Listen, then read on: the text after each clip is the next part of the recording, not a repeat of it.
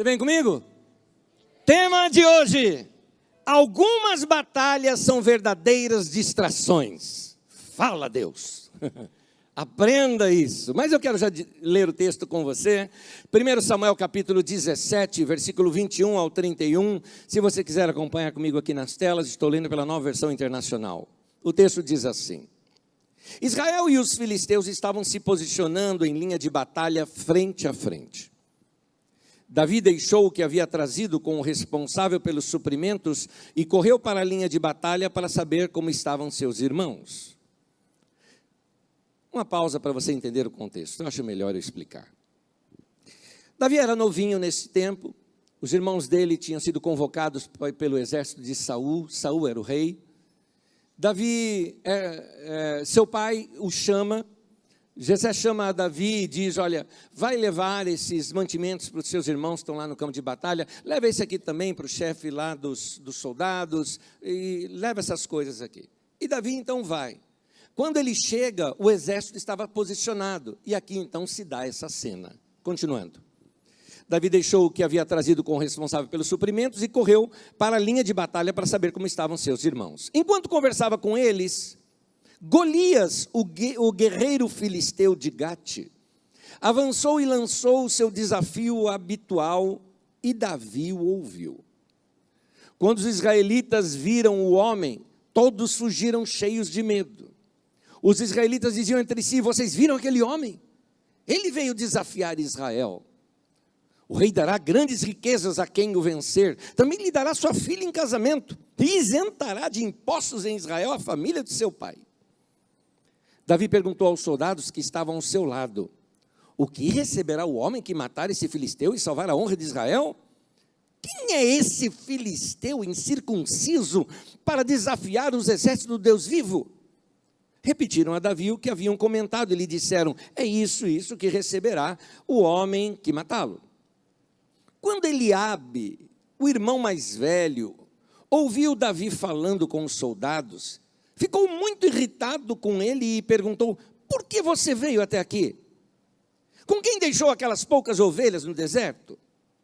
Sei que você é presunçoso e que seu coração é mau, você só veio para ver a batalha. E disse Davi: o que eu fiz agora? Será que eu não posso nem mesmo conversar? Ele então se virou para o outro e perguntou a mesma coisa. E os homens responderam-lhe como antes. As palavras de Davi chegaram aos ouvidos de Saul, que o mandou chamar. Até aí. Queridos, eu acho que já dá para a gente perceber a lição desse texto. Davi vai até o campo de batalha, vê essa surpresa, um gigante desafiando os exércitos de Deus, e Davi: como assim? Nós temos Deus do nosso lado. Mas quando ele fica sabendo, inclusive, as recompensas que ia ter, ele falou: eu quero ser esse cara. Acontece que o irmão mais velho dele, e é importante que a gente compreenda essa atitude do irmão mais velho, do Eliabe, é o irmão mais velho vendo um menino no campo de batalha. Ele está falando: você não tem que estar aqui, vai embora para casa. Talvez você fale: nossa, ele foi muito bruto com Davi. Pudera, meu irmão, estava todo mundo tremendo de medo. E a pessoa debaixo de medo e debaixo de pressão, não espere que ela dê respostas elegantes. Você não acha que no meio do medo e da pressão toda, que o irmão de Davi chamaria assim: querido Davi, pequeno Davi, vai para casa, menino, né? Não, ele estava nervoso, ele estava aflito. Então, por isso, uma resposta até brusca como essa que ele deu. Agora, Davi não deu ouvidos a Eliabe. Sabe por quê? Para que Davi ia ficar discutindo com Eliabe? Aquela não era a batalha que iria levar Davi a crescer na vida. O que levaria Davi a crescer na vida, e que foi o que destacou a vida de Davi, até foi o caminho para ele ter se tornado, inclusive, rei de Israel, foi a batalha contra Golias. Irmão, irmã, eu preciso de sabedoria para saber em qual batalha eu devo entrar. Nem toda batalha merece o nosso esforço para entrar nela. Eu acho que você já aprendeu essa lição aqui agora, já deu para você perceber isso no texto. Você precisa reconhecer quais batalhas são dignas de serem batalhadas. Muitos desafios que vêm para as nossas vidas são apenas distrações. Por isso o tema de hoje, algumas batalhas são verdadeiras distrações. Uma pergunta que você deve fazer sempre que tiver um embate na tua frente, uma batalha para você, uma pergunta que você tem que se fazer: vale a pena? Quando nós temos oportunidade, por exemplo, de ficar chateado com algo, vale a pena? Alguém falou mal de nós, gente que não nos quer bem, tem algum falatório sobre a sua vida, ou quem sabe na sua casa, alguém falou alguma coisa para você que não deveria ter dito, como foi o caso aqui de Eliabe com Davi. Já pensou se Davi nesse momento se deixa ser ferido por essa, quando eu falo flecha, estou me referindo a essa palavra, não é? Por essa flecha que o irmão dele atirou nele? Davi se desviou. Ele entendeu, meu irmão está tenso, dá para entender, está todo mundo tenso aqui, meu irmão está tenso, ele entendeu.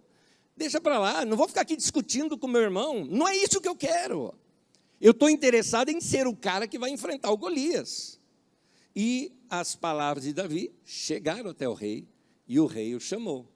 Então Davi soube entrar na batalha certa. Às vezes a gente tem que se perguntar, quando tem algum embate na nossa vida, é perguntar o seguinte: se eu entrar nessa batalha, gastar nelas todas as minhas energias, defendendo a mim mesmo, tentando provar que eu estou certo, mesmo que eu ganhe essa batalha, essa argumentação, vale a pena? Vale a pena? Vamos imaginar situações como, por exemplo, um momento em que você está no trânsito e leva uma fechada no trânsito. E aquilo te irrita, porque a pessoa te deu aquela fechada e daqui a pouco a tua vontade é você reduzir a marcha para poder correr mais, fazer aquele barulhão com o teu carro, ir lá, passar o cara, tudo mais. Meu querido, isso pode causar um acidente, pode pegar o outro de mau humor, você não sabe quem é que está atrás daquele outro volante, você não sabe nem se aquela pessoa de repente está debaixo de alguma outra tensão, alguma situação que a cabeça dela está em outro lugar. E a minha pergunta para você é a seguinte: qual é o benefício dessa batalha para você? Nenhum. Em menos de um minuto, talvez aquela pessoa nunca mais esteja na tua vida. E você chega no teu trabalho nervoso, ou chega em casa nervoso, ou começa a dirigir de modo perigoso. De bobeira. É uma batalha sem despojos. Despojos são aquelas recompensas de guerra que são retiradas de um inimigo vencido. Em outras palavras, você não ganha nada com isso. Por que você está insistindo numa coisa que você não ganha nada? Essas coisas acontecem principalmente no trânsito, vamos ser sinceros. Quantos motoristas nós temos aqui? Quem dirige aqui? Quem dirige aqui? Muito bem, muito bem. Você sabia que talvez uma das formas que mais provam o seu caráter cristão é você dirigindo? Porque você está ali com uma máquina na tua mão. Então, é hora de você ser gentil. Alguns de vocês pegam e aceleram para a pessoa que está atravessando numa faixa de segurança. E eu te pergunto: e aí, meu irmão? Que tal você mudar essas atitudes? Todos nós falhamos? Com certeza, com certeza. Eu gosto de contar uma falha minha, já antiga, já até repeti isso aqui. Eu gosto de contar ela porque eu gosto de passar vergonha com ela.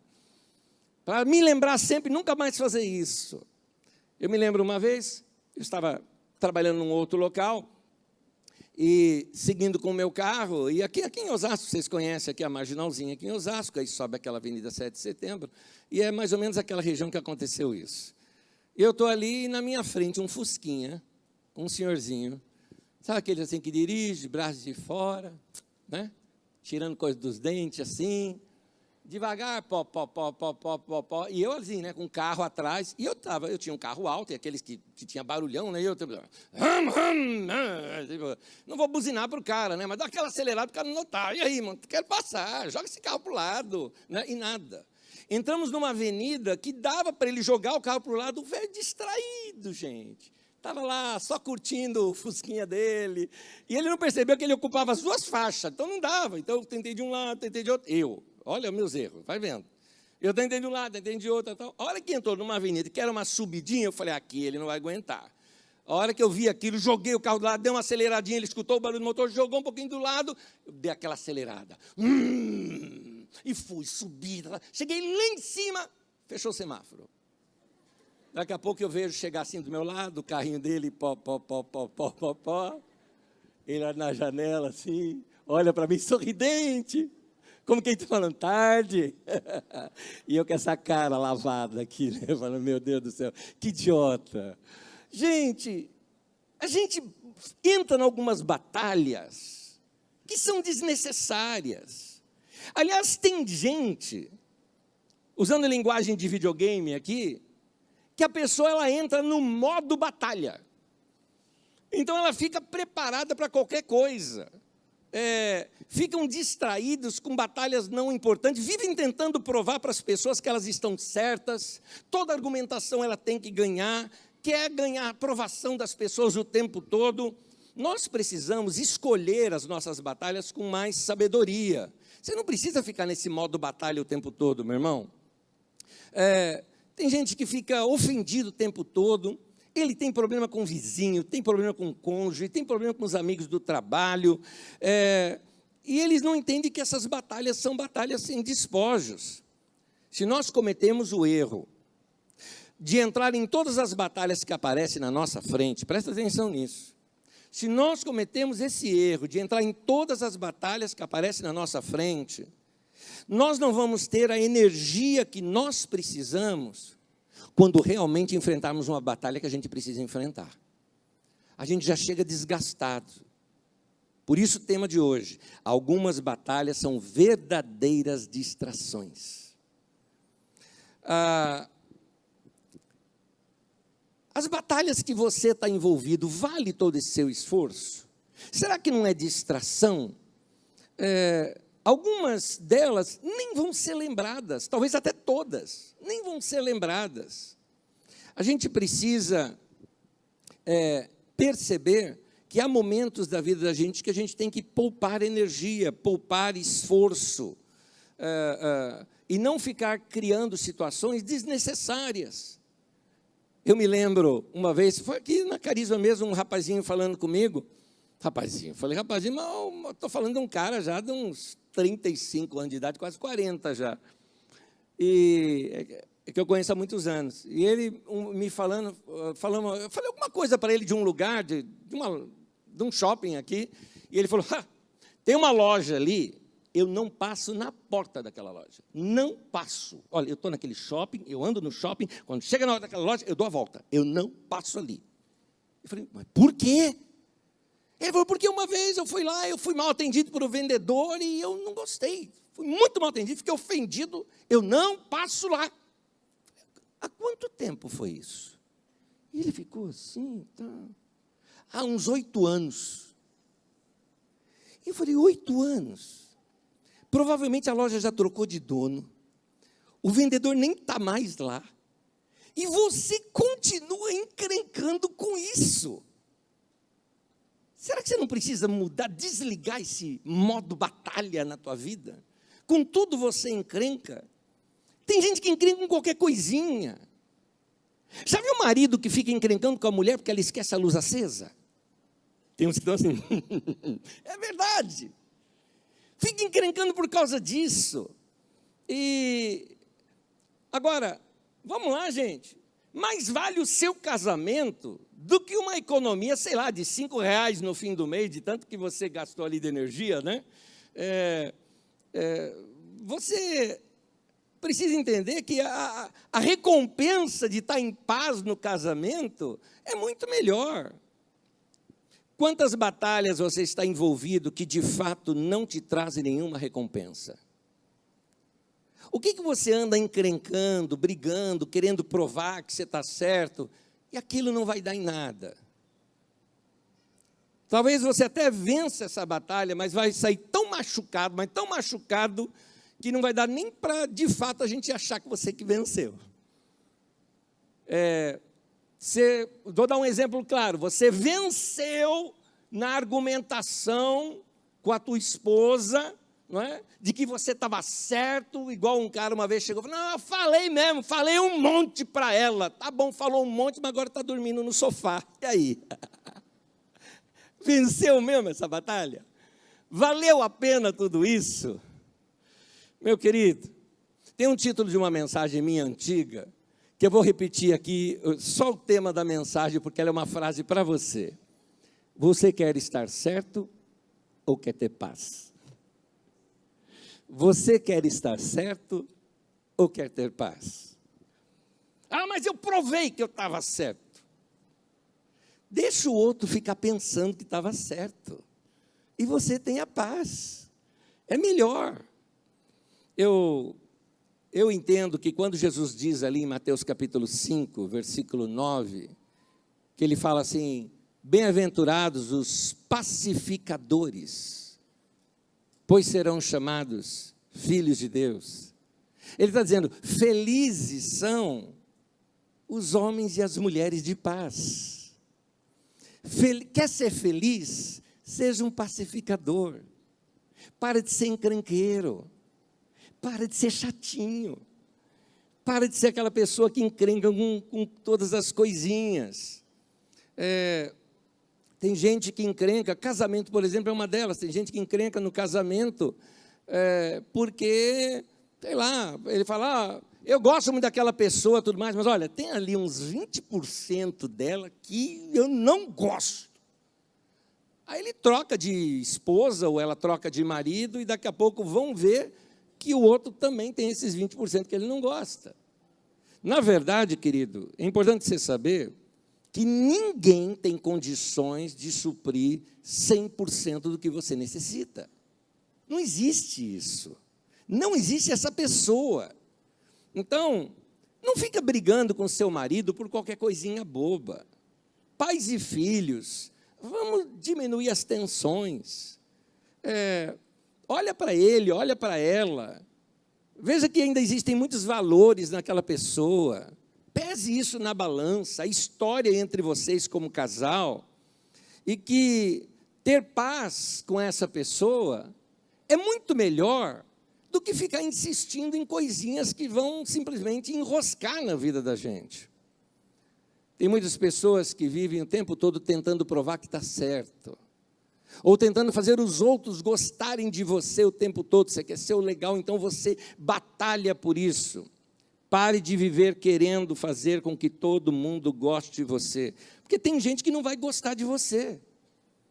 Você gasta energia demais com aquela pessoa lá no seu trabalho, você gasta aquela energia tremenda, e a hora que você chega na tua casa, que os seus filhos, sua esposa ou seu marido estão lá te esperando e te amam, não é? Eles recebem só seus cacos, porque você gastou toda a tua energia em batalha que não valeria a pena você batalhar. Então, não perca tempo com discussões tolas.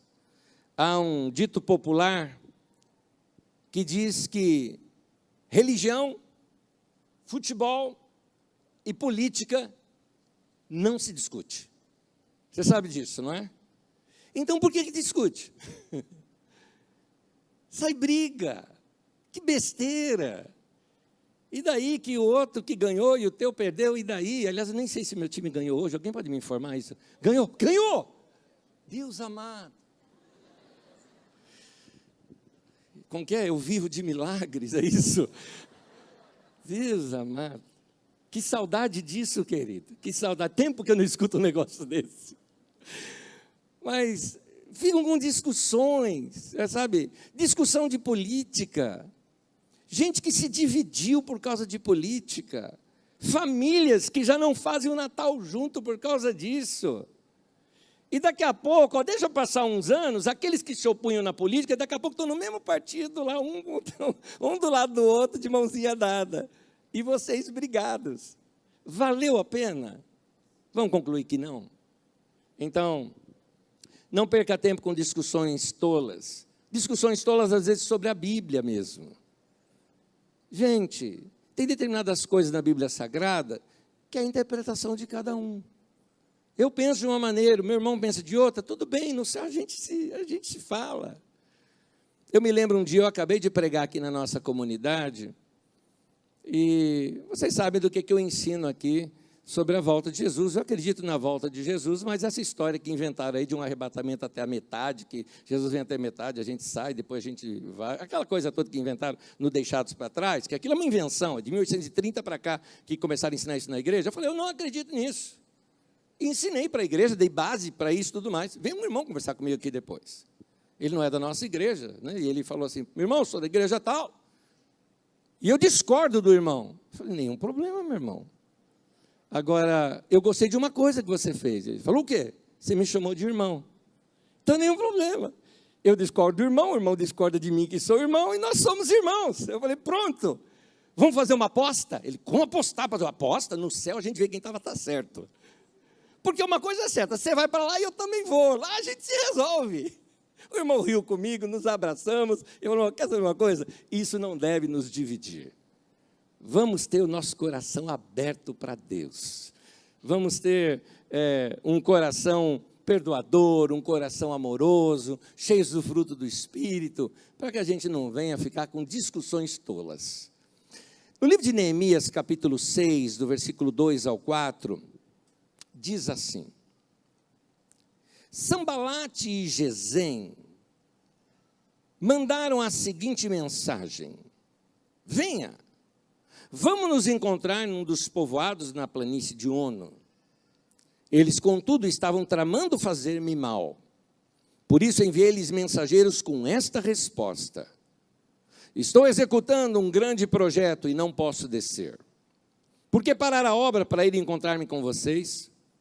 Eles me mandaram 4 vezes a mesma mensagem, e todas as vezes eu lhes dei a mesma resposta. Sambalate e Tobias eram 2 opositores de Neemias. Não queriam que Neemias reconstruísse os muros de Jerusalém para não fortalecer aquela cidade e a cidade se tornar uma cidade comercialmente concorrente das cidades deles. Então eles vieram para atrapalhar. E nessa de atrapalhar, vamos chamar o Neemias aqui, vamos conversar com ele. E outros falaram, vamos enrolar o cara, enquanto a gente enrola, a gente atrasa a obra deles. O Neemias falou, não, eu não vou. Eu estou focado no que eu tenho que fazer. Ele reconheceu que não havia benefício nenhum em descer para ficar discutindo com aqueles caras. Não ia levar em nada aquilo. Meu irmão, não perca tempo com discussões tolas. Tem muita gente por aí, como Sambalate e Tobias, que só quer discutir com você. Não perca tempo com isso. Essas coisas você tem que simplesmente passar, virar página. São batalhas que você não precisa entrar. Porque se você entrar, vai ser uma distração para a sua vida. E aí você vai perder o melhor. Lembre-se de Davi. Vamos voltar no texto lá de Davi. Porque Davi fez o que era certo. Quando foi na hora de lutar contra Golias, Davi estava bem, estava tranquilo, não tinha discutido ali com o irmão. Ele entendeu que aquela batalha com o irmão não iria adiantar em nada, a batalha que ele queria era contra Golias, e quando veio ele estava preparado. Então, meu irmão, não se desgaste com coisinhas pequenas, porque vai ter momentos da sua vida em que você vai precisar estar firme. Talvez assim isso aconteça no seu relacionamento. Você fica com briguinhas, isso vai desgastando o relacionamento. Na hora que precisa os dois estarem juntos, unidos ali, porque aí sim tem uma batalha verdadeira para enfrentar, estão enfraquecidos. Então, cuidado. Algumas batalhas são verdadeiras distrações na nossa vida. Eu vou te dar mais um conselho aqui, na verdade 2 conselhos da palavra de Deus, mas eu gostaria de convidar você já a ficar em pé comigo aqui, por gentileza. Vamos ficar em pé. O primeiro conselho é uma leitura de Provérbios capítulo 13, versículo 3. Provérbios 13, 3 diz assim, quem guarda a sua boca, guarda a sua vida, mas quem fala demais, acaba se arruinando. Notou esse texto? Quem guarda a sua boca, guarda a sua vida. Queridos, quantos problemas você teria evitado se simplesmente ficasse de boquinha fechada? Quantos problemas você teria evitado se simplesmente você ficasse de boquinha fechada? Às vezes, uma palavra precipitada, ela pode vir a ferir uma pessoa de tal maneira que isso começa a causar danos irreparáveis no relacionamento. Por não ficar de boquinha fechada, às vezes nós perdemos amigos, destruímos confiança, estragamos um relacionamento, machucamos pessoas que nós amamos, simplesmente porque não soubemos respeitar aquele momento em que lá dentro de você parecia que tinha uma voz gritando, fica quieto, mas você não ficou. Você precisa saber a hora de ficar quieto. Evita. São batalhas desnecessárias, que você não precisa entrar nelas. Último texto, Provérbios 17, versículo 27 e 28, diz assim: quem tem conhecimento é comedido no falar, e quem tem entendimento é de espírito sereno. Até o insensato passará por sábio se ficar quieto, e se contiver a língua, parecerá que tem discernimento. Interessante esse texto, porque está dizendo assim, insensato é o tolo, né? Em outras palavras, até o tolo, quando fica calado, se passa por inteligente. Meu irmão, aprenda que tem determinadas coisas que você não precisa retrucar e falar o tempo todo. Não, mas me ofendeu. Engole, já passa. Vai passar. Deixa passar um tempo, deixa esfriar o ânimo. Porque senão, você vai estragar um relacionamento e vai entrar numa batalha que não vai ter recompensa, uma batalha como essa. Vamos ter sabedoria, amém? Eu vou terminar te citando um texto que não está aqui na tela. É Tiago, líder da igreja de Jerusalém, que fala, você tem falta de sabedoria? Pede para Deus, Ele vai te dar. Chegou a hora da gente pedir isso para Deus nesse momento, amém? Põe tua mão no peito, eu quero orar com você. É o seu momento agora de pedir para Deus. Pede para Deus sabedoria nos seus relacionamentos. Pede para Deus para você saber controlar melhor o seu temperamento. Pede para Deus para você ser uma pessoa sábia. Pede para Deus para ajudar você a controlar sua língua, seus impulsos, seu nervosismo. Fala para Deus, Deus me torne uma mulher de paz, um homem de paz, cheio de paz e que passe paz para as pessoas, ou seja, quero ser um pacificador. Jesus disse, felizes são os pacificadores. Querido Deus, obrigado por ouvir essas orações que fizemos aqui agora. Cada irmão e cada irmã está se aproximando do Senhor, num ato até de adoração e de reconhecimento da tua grandeza, dizendo sim para a tua palavra. Que o Senhor nos ensine a nos comportarmos melhor diante dos nossos semelhantes, dos nossos próximos, das pessoas que estão ao nosso redor. Que saibamos o momento de parar, saibamos o momento de ficar quietos, saibamos perdoar, saibamos ter paz, sermos pacificadores, trazermos paz também às outras pessoas. Dá-nos esse coração, como é o de Jesus, manso e humilde. Nós queremos aprender com o Senhor a sermos mansos e humildes. Trabalha isso no nosso coração, ó Deus. Nós nos rendemos ao Senhor, nos entregamos ao Senhor e dizemos sim para a tua palavra e para a tua vontade na nossa vida. Recebe isso como nossa adoração, em nome de Jesus. Amém e amém. Meu irmão, ao nosso Deus, vamos aplaudir o Senhor. Bom e maravilhoso.